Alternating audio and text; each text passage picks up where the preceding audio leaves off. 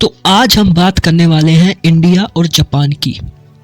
आज मैं इस वीडियो में आपको बताऊंगा कि इन दोनों देशों के बीच किन किन मुद्दों पर सहमति हुई है और किन किन चीज़ों को लेकर इन दोनों के बीच डील हुई है। आज सब बात करने वाला हूं मैं, और एंड में हम ये भी जानेंगे कि इन दोनों देशों के बीच में कोऑपरेशन का असली कारण क्या है। आज हम ये भी जानने वाले हैं, तो इस वीडियो को पूरा ज़रूर देखना।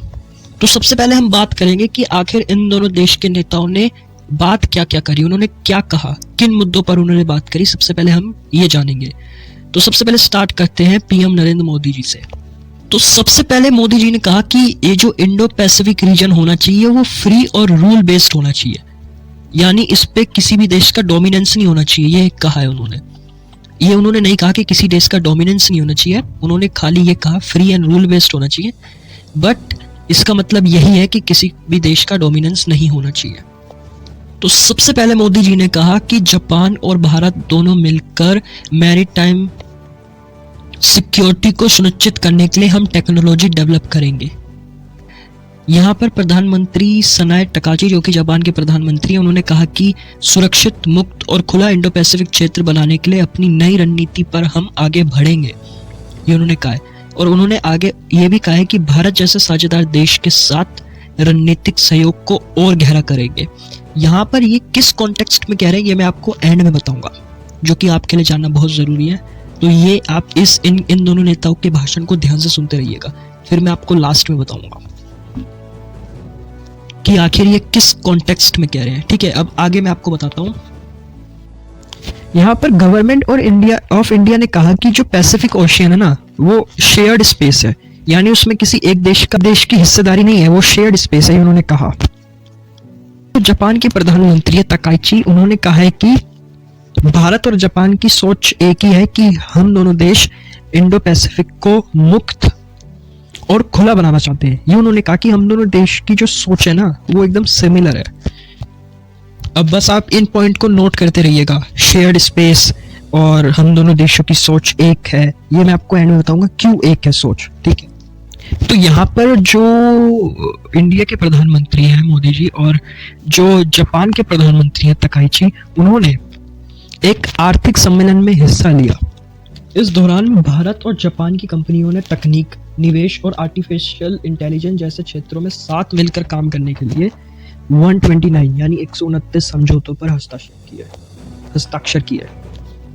तो यहाँ पर मिनिस्ट्री ऑफ एक्सटर्नल अफेयर ने कहा कि जापान रेडी होने वाला है $1 ट्रिलियन इन्वेस्ट करने के लिए नॉर्थ ईस्ट सिटीज में, लाइक हरियाणा, उड़ीसा, महाराष्ट्र और भी सिटीज में।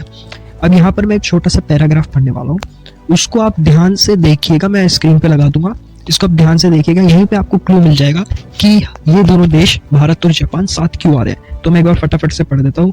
Both country agreed to cooperate in the field of semiconductor, critical minerals, clean energy, information and communication technology and pharmaceuticals without mentioning the dominance of China.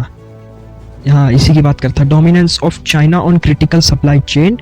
The two side also discuss the need to reduce dependence on single country supply chain. समझ गया मैं किसकी बात कर रहा था, किस देश की डोमिनेंस की बात कर रहा था? चाइना की।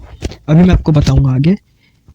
यहाँ पर जो जापान के मिनिस्टर्स थे, उन्होंने कहा कि हम भारत को डिफेंस टेक्नोलॉजी के नाम पर डिफेंस टेक्नोलॉजी देंगे, लेकिन हम उसे वॉर में यूज करने के लिए नहीं दे रहे, हम उसे डिफेंस करने के लिए दे रहे कि भारत अपना डिफेंस कर सके, इसलिए हम दे रहे हैं। और ऐसा नहीं कि खाली जापानी टेक्नोलॉजी शेयर कर रहे हैं, हम भी इन फ्यूचर शायद जापान को ब्रह्मोस दें और भी मिसाइल्स दें, इन फ्यूचर बात चल रही है। जापान ने तय किया है कि दोनों देश मिलकर ज्यादा नौसैनिक युद्ध अभ्यास यानी एक्सरसाइज करेंगे और समुद्र में जहाजों व सुरक्षा से जुड़ी गतिविधियों पर मिलकर नजर रखेंगे ताकि समुद्री सुरक्षा और मजबूत हो सके। ये सब इसके पीछे चाइना है, चाइना की वजह से जापान इतना कोऑपरेशन कर रहा है इंडिया के साथ कि हम मिलकर सुरक्षा करेंगे, ये सब करेंगे। मैं आगे बताऊंगा आपको। दोनों देशों ने कहा कि फारस की खाड़ी में चल रहे तनाव के कारण ऊर्जा सुरक्षा पर मिलकर काम करना जरूरी है। इसलिए भारत और जापान ने कच्चे तेल का रणनीतिक भंडार बढ़ाने पर यानी स्ट्रेटेजिक स्टॉक पिल बढ़ाने पर सहमति जताई ताकि जरूरत पड़ने पर दोनों देशों को तेल की कमी का सामना न करना पड़े। साथ ही जापान पश्चिमी एशिया में जारी संकट को देखते हुए अब केवल एक दो देश पर निर्भर नहीं है। पश्चिम एशिया में जो हुआ था, वेस्ट एशिया में, उसके कारण अब जापान एक दो देश पे निर्भर नहीं है कि हम सऊदी अरेबिया से तेल ले लेंगे, खाली ईरान से ले लेंगे। वो मल्टीपल सोर्स ढूंढ रहा है, जैसे इंडिया भी ढूंढ रहा था। इंडिया सिर्फ रशिया पे डिपेंडेंट नहीं है, या फिर इंडिया सिर्फ ईरान पर डिपेंडेंट नहीं है, नहीं। वेनेजुएला से भी हम तेल लेने की कोशिश कर रहे हैं, अमेरिका से भी लेने की कोशिश कर रहे हैं, ईरान से भी लेने की कोशिश कर रहे हैं। तो हम भी मल्टीपल सोर्स ढूंढ रहे हैं, ताकि इन फ्यूचर अगर ऐसे कुछ युद्ध का समय आए तो हमारे पास कम से कम स्ट्रेटेजिक स्टॉक पिल यानी रिजर्व भंडार, रणनीतिक भंडार तो होना चाहिए तेल का। इसलिए वह अलग अलग देशों से तेल और गैस खरीदने के नए विकल्प तलाश रहा है। अब यहाँ पर जापान ने साफ कह दिया कि चीन के बढ़ते विस्तार, सैन्य विस्तार और दबाव की नीति चिंता का विषय। यहाँ पर जापान ने सीधा कहा है। हालांकि जापान सीधा टकराव नहीं चाहता, यानी कि वो सीधा युद्ध में एंगेज नहीं होना चाहता, बल्कि बातचीत के जरिए समस्या का समाधान करना चाहता है, जो कि सही है। वहीं जापान ने एक और चीज बोली है कि जो नॉर्थ कोरिया की वजह से भी वो चिंता में, क्योंकि नॉर्थ कोरिया के पास है न्यूक्लियर बम, और जापान चाहता है कि नॉर्थ कोरिया को अपने न्यूक्लियर बम खत्म कर देने चाहिए, उनको यूज नहीं करना चाहिए। जापान चाहता है, इस बात पर वो जोर दे रहा है। अब आते हैं इंपॉर्टेंट बात पर, जो मैं शुरू से कह रहा था कि एंड में बताऊंगा।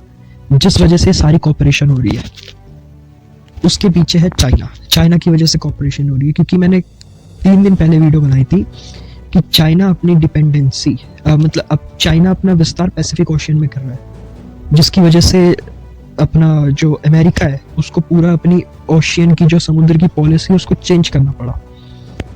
अब परसों की वीडियो में देखना। तो ऐसी वो यहाँ पर इंडो पैसिफिक और जापान के आसपास जितने भी समुद्र हैं उनमें अपनी डोमिनेंस बढ़ाना चाहता है, और कभी वहाँ सर्विलेंस जहाज भेज देता है, कभी कोस्ट गार्ड भेज देता है, और फिर विवादित इलाकों में भी भेज देता है। फिर वहाँ के जो देश है वो पूछते भाई तुम कैसे आए यहाँ पर, तो चाइना कहता नहीं हम तो खाली सर्विलेंस कर रहे हैं, कोई दिक्कत की बात नहीं है। तो यही काम वो कर रहे हैं, जिससे जापान जो है वो परेशान है। तो जापान के परेशान होने का एक और कारण है, जापान का एक आइलैंड है सेनकाकू आइलैंड। अगर मैं गलत प्रोनाउंस कर रहा हूँ तो माफ करना, सेनकाकू आइलैंड।